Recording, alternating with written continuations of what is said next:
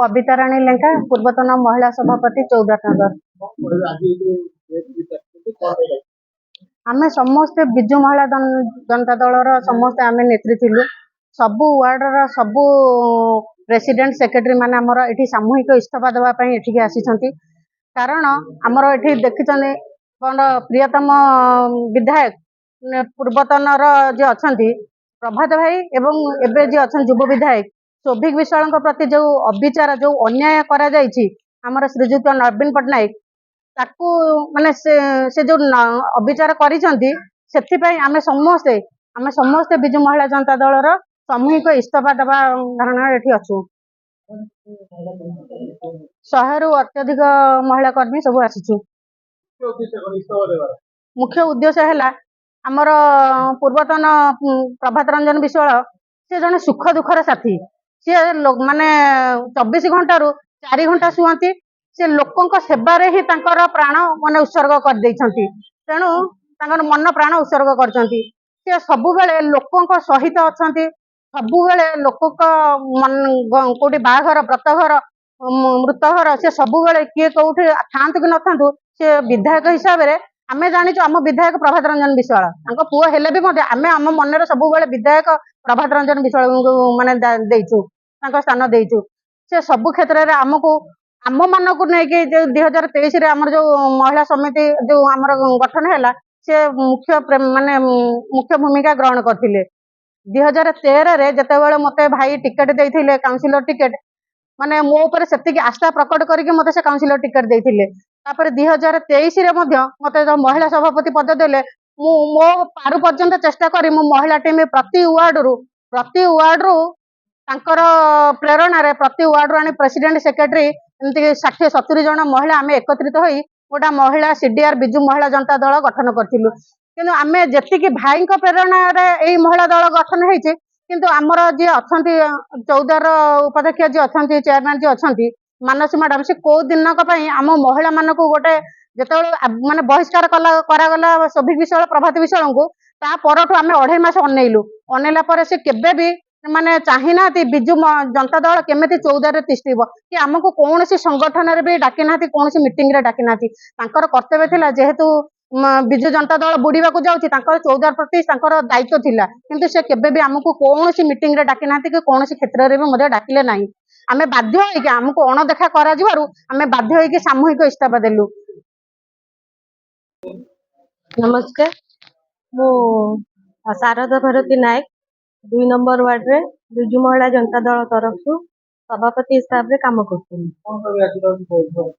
आज बैठक आमे मनरे दुख भी अच्छी आउ बहुत प्रकार जिनस को लेकिन आमे मनरे भाविकिना आज बैठकटा करिछु।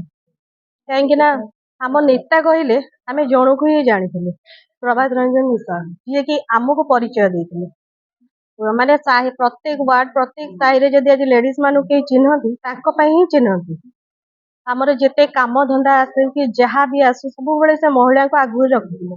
आगुरी बिजु बाबू भी सेया करथिले नवीन बाबू भी सेया करथिले जार कि अनुप्राणित होइकिना विशाल सार भी सेया करी ही आसुले तांको पुओ भी सबु थेरे सबु जगह महिला मान को आगे रखुले। किंतु जहाँ को आमे प्रथम नागरिक भाव में चयन करकिना आज से सीट रे बसैलु से सबु बेले महिला मान को गोटे महिला है कि सब महिला को अणदेखा करी आसछन आउ ताकू जेतेबेले जो कौन सी कथा कुआ जे सी तो केबे सुनंतिनी किंतु जी हमको सबल करके रखिथिले आज तांकू जो माने बहिष्कार कराई सेटा पे आमे समस्त बहुत दुखित आ सबु बेले समूह इस्तीफा दबा पे आज आमे एठी एकाठी काईकिना आमे एते दिन हैला ई सब जो जिंसटा चली थिला आमे भाबिलु जे तार किछि डिसीजन हबो आगो को किछि एटा ताको रिवीजन करा हबो किंतु देखला को किछि हैलानी आ कोन अधिका कहबी सेतिकी कहया को चाहूछु जे आमे आज